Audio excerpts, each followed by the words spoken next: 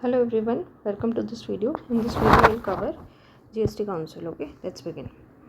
Now, Article 279A provides for the GST Council. GST Council a constitutional body है, and this was created under the Indian Constitution Act of 2016. Okay. Now, this amendment introduced a new tax regime. Okay, एक new tax regime introduce किया गया था GST, Goods and Services Tax. So GST requires coordination between center and states. So a joint forum GST council was created to ensure smooth administration. Okay, so ये tax collection जो है it requires a coordination. So इसके वजह से एक joint forum which is the GST council, okay, was created to ensure smooth administration, right? So it was created by 101 Constitution Amendment Act of 2016 and article number is 279A. Okay. Now, since GST requires coordination, okay, we have seen this. Now, President constitutes the GST Council by order. Okay, who constitutes the GST Council? President. Second, the Secretariat of the Council is located in New Delhi. Okay, the Union Revenue Secretary, Department of Revenue, Ministry of Finance acts as ex officio secretary to the council. So जो Union Revenue Secretary है वो इस GST Council के secretary होते हैं and whites he is a ex officio means by virtue of their post. So वो Union Revenue Secretary है, that is why he becomes the secretary to the GST Council. Now chairperson of CBIC Central Board of Indirect Taxes and Customs. So इस department के जो chairperson है, इस body के जो chairperson है, he is a permanent invitee to the GST council and he does not have a voting power, okay, in decision making, so non-voting, right? Now coming to the objectives of GST Council. GST Council promotes cooperative federalism in taxation. Okay, it ensures a harmonized national market for goods and services. Another objective is to avoid multiple indirect taxes. It avoids multiple indirect taxes and it ensures uniform GST structure across India. Okay, now GST Council makes recommendations to union and states on GST matters. Okay, so GST Council क्या करता है? GST Council promote करता है cooperative federalism in taxation. So federalism is a system where powers are divided between centers and states, right? But in cooperative federalism, center and state work together for governance instead of fighting over powers. Okay, power division है हमारा federalism kind of structure है, but in cooperative federalism, different levels of government they work together, they come together and work for good governance instead of fighting. Okay, so they consult each other, they coordinate policies, they take joint decisions. So GST is one such example. GST provides cooperative federalism in taxation. Okay, so GST requires both center and taxes to tax goods and services, right? Now, so GST Council ensures joint decision making, uniform tax structure, coordination between center and states. Okay, so this is how it promotes cooperative federalism. Now, these were the objectives, right? Uniform GST structure, avoiding multiple indirect taxes, a harmonized national market. Okay, now coming to the composition of GST Council. Okay, so GST Council is a joint forum of center and states. Okay, so there are 2 members from the center and rest other members are from the states and UTs. So first is the Union Finance Minister, who is the chairperson. Okay, Union Finance Minister currently is Nirmala Sitharaman. So she is the chairperson of this council. Okay, Union Finance Minister. Second is the Union Minister of State for Finance or Revenue. Okay, so Union Minister of State for Finance or Revenue is the member.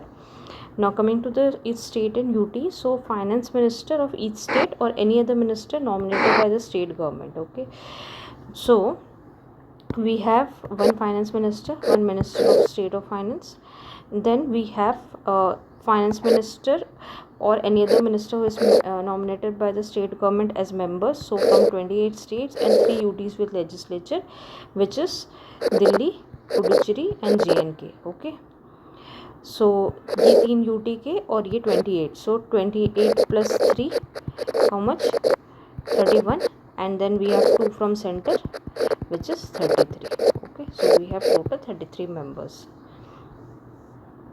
Now coming to the vice chairperson. So GST Council selects one state minister as vice chairperson and they also decide their term. Okay, तो इनकी ये जो 31 members है ना, इनमें से ये एक मेंबर को as a vice chairperson select कर लेते हैं and they also decide the term. Okay, now functions of GST council. GST council makes recommendations to center and states on GST structure. So GST structure के लिए they make recommendations like taxes, cess and surcharges to be subsumed into GST. मतलब कौन कौन से taxes, cess, surcharges जो हम लगा रहे हैं वो GST के अंदर हम incorporate कर लेंगे. Okay. Second, goods and services to be tax और एक्सेम्प्टेड. तो कौन से गुड्स एंड सर्विसेज पे टैक्स लगेगा, कौन से गुड्स एंड सर्विसेज को एग्जेम्प्ट कर दिया जाएगा जीएसटी से. Now third, model GST laws, principles of levy, apportionment of GST levied on supplies in the course of interstate trade और commerce and the principles that govern the place of supply. So इसका simple मतलब है C. So model GST laws मतलब GST laws for uniform taxation, ये recommend करते हैं. Okay. Second, principles of levy. Levy मतलब rules when GST should be levied. Levied मतलब लगाना, तो कब जीएसटी लगेगा. ओके. सो उसका रूल्स ये काउंसिल बताती है. Then apportionment of GST means rules of sharing tax revenue between centre and states. Okay. जो टैक्स रेवेन्यू जनरेट हो रहा है वो किस हिसाब से शेयर होगा. देन इंटरस्टेट ट्रेड और कॉमर्स. So rules for GST on interstate trade like that is IGST. So GST के 3 कॉम्पोनेंट्स है, right. CGST, SGST and IGST. तो कभी भी अगर इंटरस्टेट ट्रेड हो रहा है ना, एक स्टेट में सामान बन रहा है दूसरे स्टेट में जा रहा है, सो उस केस में IGST लगता है इंटरस्टेट ट्रेड में. Okay. Then fourth was place of supply, right. Principles that govern the place of supply. So rules to determine place of supply. So GST जो क्या है, destination based tax है. तो determine the place of supply मतलब किस state को tax revenue मिलेगा. तो बेसिकली देखो, अगर एक स्टेट में सामान बन रहा है, से सपोज महाराष्ट्र में बन रहा है और तेलंगाना में जा रहा है. ओके. सो कौन से state has the power to collect the tax. Okay. So GST is a destination based tax. मतलब जिस स्टेट में वो जो गुड्स और सर्विस कंज्यूम हो रहा है, ओके, उस state, that state will take the tax for that good. Okay. जहाँ मैन्युफैक्चर हो रहा है उस स्टेट पे नहीं जाएगा. सो दैट इज यही बोलता है. Okay. Then coming to the fourth point, threshold turnover limit for GST applicability. The minimum annual business turnover above which business must register for GST and pay GST. So मतलब ये threshold limit भी decide करते हैं कि GST कब लगेगा. So basically जब जैसे कोई बिज़नेस है, ओके, तो वो जीएसटी कब भरेंगे. सो एक लिमिट होता है. सपोज जैसे आपका बिजनेस, अगर आपका एनुअल टर्नओवर 40 लाख के अबव है, सो अगर आपका annual turnover crosses this limit, then you have, it's mandatory for you to register for GST and you have to pay the GST. Okay. So ये threshold turnover limit भी बताते हैं GST Council. Now the GST Council also decide the GST rates, minimum rates, floor rate with bands. जैसे different GST, different components और different consumer goods में different GST लगते हैं. जैसे 5% हो गया, 18% हो गया, वैसे. Okay. Now then they also decide special rate during natural calamities or disasters. Okay. Then the date of GST applicability on petroleum products. Okay. So petroleum products like crude oil, high speed diesel, motor spirit petrol, natural gas, aviation turbine fuel. Okay. तो petroleum products पे अभी तक GST नहीं लग रहा है. Till now they are kept outside GST and continues to be tax to central excise and state VAT. तो पहले जैसे चल रहा था वैसे ही पेट्रोलियम प्रोडक्ट्स में अभी जीएसटी नहीं लगता है, because they generate significant revenue for government, so their inclusion and GST has been deferred. तो अभी इनको इंक्लूड नहीं किया गया. जब भी किया जाएगा सो जीएसटी काउंसिल ही इस पर डिसीजन लेगी. ओके. Now federal coordination. जो ये जितने फंक्शंस थे, this was related to GST structure. Now coming to the federal coordination. So there is special provision for certain states, north eastern hill states, like special taxes, exemptions, compliance rules etcetera. So ये GST council they provide special provisions of certain states, that is north eastern state और hill states of Jammu Kashmir, Himachal, Uttarakhand. इसमें some special provisions देते हैं because of the geography, right. वहाँ पे थोड़ा trade difficult हो जाता है. ओके. वहाँ पे डेवलपमेंट उतना नहीं है, सो वहाँ पे स्पेशल टैक्स रेट चलता है, वहाँ पे एग्जम्पशंस दिया जाता है, थोड़े से लीनियंट कंप्लायंस रूल्स होते हैं. एंड और ऐसे ही मतलब और डिफरेंस और दूसरे स्पेशल प्रोविजंस भी होते हैं. Okay. Then any other GST related matter. Then mechanism to resolve dispute between centre state और सेंटर स्टेट. तो कोई भी जीएसटी रिलेटेड अगर डिस्प्यूट है इनके बीच तो GST council will resolve. Okay. Now compensation to state. So जब जीएसटी इंट्रोड्यूस हुआ था, राइट, सो उस टाइम पे क्या हुआ था, बहुत सारे indirect taxes like VAT, excise, service tax GST में मर्ज हो गए थे. And to compensate states for possible revenue loss, government ने इम्पोज किया था GST compensation cess on sin and luxury goods like tobacco, soft drinks, coal and luxury cars. Okay, so money जो इस cess से आया था वो इन स्टेट्स को कंपनसेट किया गया था. तो रेवेन्यू लॉस हुआ था फॉर फर्स्ट 5 years. तो जब जीएसटी इंट्रोड्यूस हुआ था तो GST council recommended compensation for revenue loss due to GST introduction for 5 years from 2017 to 2022.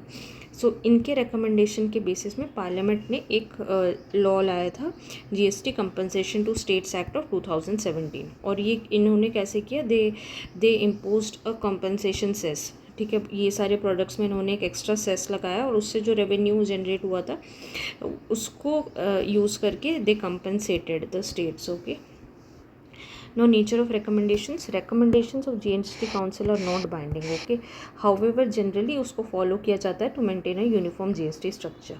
Now coming to the quorum. Quorum क्या है? Quorum is a minimum number of members required to be present for a meeting to be valid and to conduct business. कितने number of members present होने चाहिए उस council में so that meeting हमारी valid हो और हम मतलब we can conduct business. Okay. So quorum for GST council is 50% of total members. तो presently total members 33 हैं, तो 50% of 33 is 16.5, so that is 17 members. Okay. So at least 70 members must be present for the meeting to be valid. So this is a quorum. GST council. Now decision making, this is important. Voting structure क्या है, कैसे decision होता है. So decision is taken by 3/4 majority of weighted votes of members present and voting. 3/4 majority means 75% weighted majority हो. Okay, weightage of weights कैसे होता है, हमारे पास 2 मेंबर्स हैं जो सेंट्रल गवर्नमेंट को रिप्रेजेंट कर रहे हैं एंड बाकी के मेंबर्स स्टेट गवर्नमेंट और यूटीज़ को रिप्रेजेंट कर रहे हैं. तो जो सेंट्रल गवर्नमेंट के मेंबर्स हैं उनका है 1/3 weight of total votes cast और स्टेट गवर्नमेंट्स का मिला के 2/3 वेटेज है. ओके, सो इसको समझते हैं. जैसे कि सपोज़ एक सिनेरियो, हमारे पास मिनिमम कोरम है, ठीक है, 17 मेंबर्स. ठीक है, किसी मीटिंग में 17 मेंबर्स ही प्रेजेंट है, उसमें से एक मेंबर है सिर्फ सेंटर से और बाकी 16 मेंबर स्टेट से आए. तो वेट डिस्ट्रीब्यूशन कैसे होगा, सेंटर का क्या है 1/3 है, राइट, 1/3 है वेटेज, तो 1/3 मतलब 33.33%. और 16 बाकी स्टेट्स का कितना है, 2/3 है, 2/3 मीन 66.67%. ठीक है, तो अभी 16 स्टेट्स प्रेजेंट है, तो हर स्टेट का कितना वोटिंग परसेंटेज हो जाएगा, तो 2/3 divided by 16 is 2/48 which is 1/24, सो 4.17%. तो हर स्टेट का, इस केस में 16 स्टेट्स है तो हर स्टेट का वोट परसेंटेज कितना हो गया, वो 4.17% वोट वेट, राइट. सेंटर का कितना है, सेंटर का 33.33 है, राइट.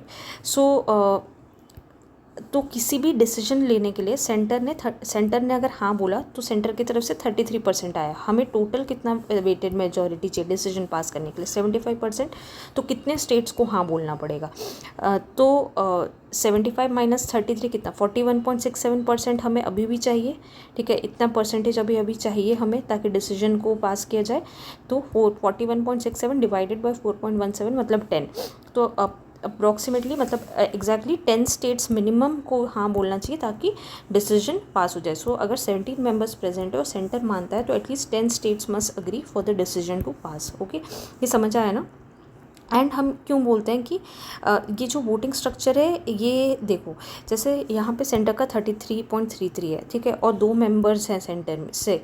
तो अगर किसी सिनेरियो में 2 मेंबर प्रेजेंट है और दोनों ने हाँ बोला तभी भी वो वोटिंग पास नहीं होगा. 33.33 इंटू 2 कर देंगे तो हम ये कितना आ जाएगा, 66.66. ठीक है, और हमें चाहिए 75%, मतलब कुछ स्टेट्स को हाँ बोलना पड़ेगा ताकि डिसीजन लिया जाए. तो सारा पावर सेंटर के पास नहीं है, power is distributed between centre and states. And suppose अगर सारे स्टेट गवर्नमेंट भी, मतलब सारे स्टेट्स भी अगर हाँ बोल दिए देन ऑल्सो, जैसे कि यहाँ पे देखो 16 स्टेट्स है ना, तो ये 16 स्टेट्स भी पूरा अगर हाँ बोलते हैं, मतलब 16 स्टेट्स जो स्टेट्स का कितना है 2/3 है, तो 66.67% है ना हमेशा टोटल वोट का क्या बोलते हैं मेजॉरिटी. मतलब टोटल सेंटर का 33 है, इनका 66.67 है, 2/3 हमेशा होगा सारे स्टेट गवर्नमेंट का, तो वो भी 66.67 आ रहा है, मतलब वो भी 75 नहीं पार कर रहा है, सारे स्टेट भी हाँ बोलेंगे तो भी एक सेंटर एटलीस्ट एग्री करना चाहिए, central member, right. So that is मतलब ऐसे डिसीजन लिया जाता है एंड दोनों के पास पावर होती है। ओके, होप ये क्लियर है। ओके, ये जस्ट मैं एग्जांपल के लिए आप लोगों को समझाई हूँ, सो डोंट वरी ना, ये सिंपल मैथ्स अगर आपको नहीं समझ आया तो जस्ट रिमेंबर कि 75% टोटल मेजॉरिटी चाहिए, सेंट्रल गवर्नमेंट के पास 1/3 वेट है और स्टेट गवर्नमेंट्स पूरा मिला के 2/3 वेट है। Okay, now coming to the validity of proceedings, so any act or proceeding of GST council cannot be invalid on the following grounds। ठीक है, अगर कोई भी GST काउंसिल का कुछ भी एक्ट या प्रोसीडिंग हो रहा है that cannot be invalid on the following grounds. क्या ग्राउंड्स है? वैकेंसी और defect of in the constitution of council. अगर GST काउंसिल में कोई स्टेट गवर्नमेंट की तरफ से कोई मेंबर अभी नहीं है, वैकेंसी है, तो उस केस में जो प्रोसीडिंग है वो वैलिड नहीं होगी। Okay, defect in appointment of a member, कोई मेंबर अपॉइंट करने में कुछ गलती हो गया, उसमें भी इनवैलिड नहीं होगा। And third, procedure irregularity not affecting merits of the case. तो कोई प्रोसीजर इरेगुलरिटी है जो केस के मेरिट के ऊपर बात नहीं आ रही तो भी प्रोसीडिंग्स को इनवैलिड नहीं किया जाएगा। Okay, now coming to the importance of GST council, GST council promotes cooperative federalism, it ensures uniform indirect tax system। okay, it remove cascading effect of taxation, मतलब tax on tax जो था it removes that, then creates a common national market, same GST system across India, allows free movements of goods and services। okay, so this improves ease of doing business and it also strengthens center and state coordination। so this was all about GST council। okay, hope ये आपको समझ आया। So quorum is 50%, decision making structure we have seen, right. Now we saw the functions, we saw the composition, 33 members, vice chairperson state minister से ही मतलब select कर लिया जाता है। Then we saw the objectives and then we saw the article number 279A, and this is created by 101 Constitution Amendment Act of 2016। okay, so this was all about GST council। see you in next video।